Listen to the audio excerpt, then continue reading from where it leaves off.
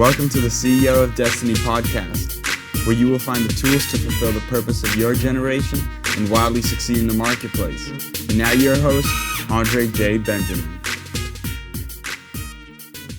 A lot with people who have aged out of foster care, and I know about the challenges that come with family situations that break up, especially with the nuclear family.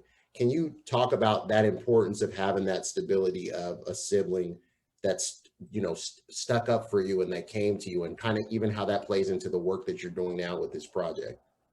Yeah, well, thank you for doing that. Actually, Andre, that's big time that you're working with those foster kids. There was a threat from my dad that I could go live in foster care if the older siblings didn't take us in, and thankfully my brother took me in. But so I've learned a little bit. I still don't know a ton about it, but I'm learning more and more. And that, ultimately, I would like to, if we can, help those young people that are aging out. I didn't even know what that was, and people were making that comment on my channel and saying, "Thank you so much. I aged out of foster care." I'm like, what does that even mean? And so I had to do a little research, and it breaks my heart that we're not necessarily equipping people, and then they age out and we just send them off into the world without the tools. I'm not, I'm painting with a broad brush, of course, but if even there's a few that are doing that, but it sounds to me like there's a lot more than a few that's what we're doing, and we're expecting them to have success without really giving them the tools for success. So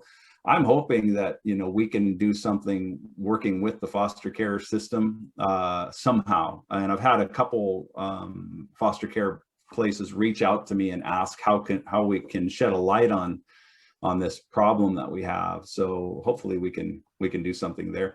I think it's really, really important. But if you don't have it, what do you do? What do you do? I don't have the answer to that. I honestly don't. I think, since I'm a man of faith, I rely on that myself. That's a big part of my life. And, the Lord is bigger than me. And so I can't solve everybody's problems, but I can go to him.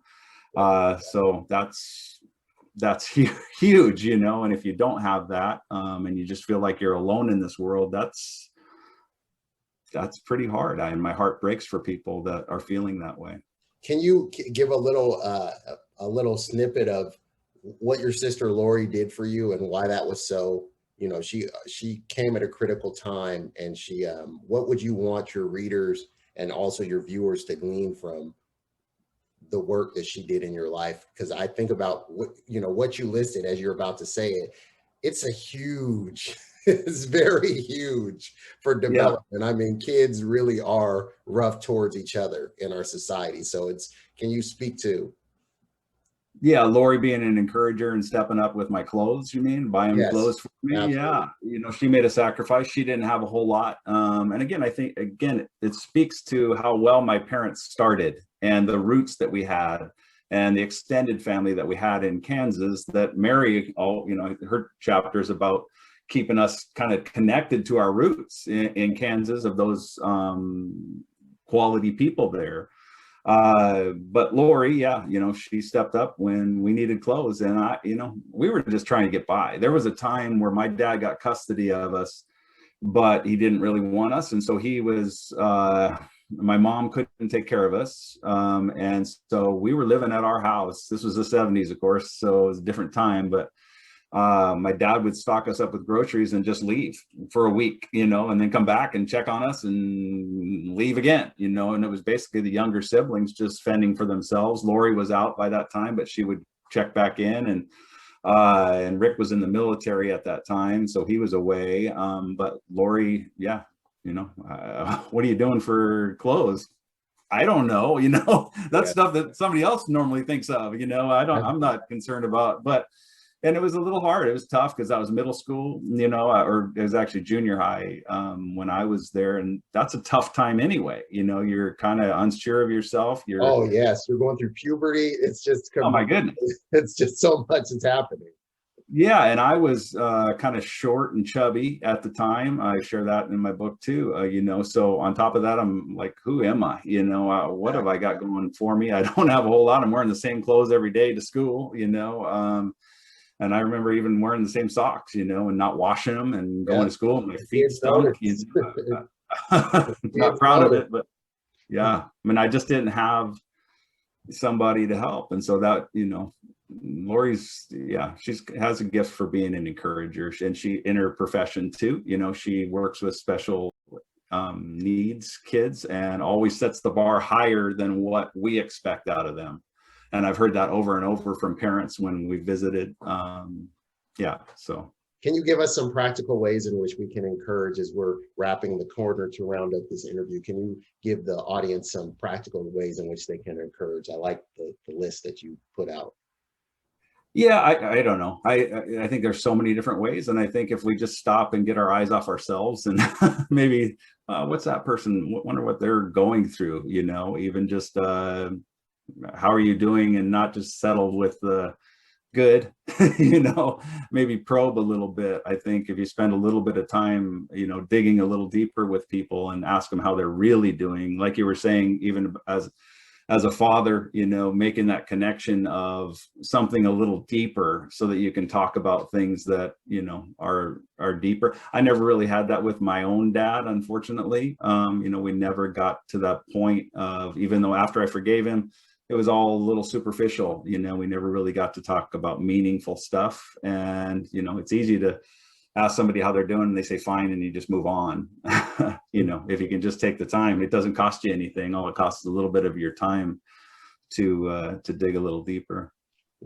How has your family adjusted to this newfound life in the spotlight? And, tell us also some of the more funnier responses that you've had from people that kind of tickle you. Yeah, it's interesting because I'm still trying to maintain my sanity and be just, who I normally am. But it's definitely weird how certain people are good with that and certain people want to assume I think higher of myself than I am, and kind of, it's like, well, it's still me. I take out the garbage. I'm not acting like I'm anybody. So please don't act like I'm acting like I'm somebody, You see the responses of others with their assumptions change about like, oh, he must think, and you're like, it's still me. It's the same guy. Yeah. I mean, I had a funny story about, went into the office for the first time in a while, and there was this young gal that I worked with, and she was like, oh, it's like, we worked together for a couple of years. I mean, what? It's just me. But you start seeing stuff enough online, you start projecting something or something. I don't even know how to say it. I'm still trying to figure it all out. It's interesting, I'm trying to, because I also have, so it's a little surreal. Like I said, I'm on the Today Show and I'm on these different, talking to pretty famous people, and I have to act, I guess, like I belong. I don't want to get on there and, oh, it's Kevin Hart. I can't believe I'm talking to Kevin Hart. I have to act like I belong, right? That's right. Like you've been here before. Weird to turn that on and turn it off. It's definitely a little. What does your wife think? What does your wife? It's kind of interesting what you said about your kids being like, yeah, that's dad, and he's being the same. But what does your wife think? Yeah, it's been an adjustment for all of us trying to figure it out. So I think she's okay with it now, but it's definitely odd, and I am still working and trying to juggle all this stuff too. So I'm still working, and then there's possibilities of TV show, that kind of is hanging out there. Wrote the book. I've got sponsorships reaching out to me, and then interviews too. And so, what pushed you to write the book, by the way? What pushed you to write Because I just thought it was a great. That's how I discovered you, because I'm always looking for things that are that add value and that I'm curious about. And so when I saw somebody basically one of my favorite people was Mr. Rogers, and I grew up, and I wouldn't tell all my close friends that back in the day, but it was a sense of calm in a chaotic world to kind of sit down and slow down. It's like I'm a 7-year-old that was watching horror films and mafia movies and stuff. And so when I get to watch some Mr. Rogers, it slows down. So I was like, wow, this guy's like a modern day Mr. Rogers. He's kind of, reaching out to a generation that needs some encouragement. So what got you to actually chronicle it and start to scribe it, put it into a book format? Thank you for listening to today's episode. Do us a favor. If this was useful in any way for you, please go to iTunes and leave us a review. Reviews will allow others to easily discover the podcast. If you'd like more information and to receive a free download, Rediscover Your Destiny, go to ceofdestiny.com. Thanks again, and tune in next time.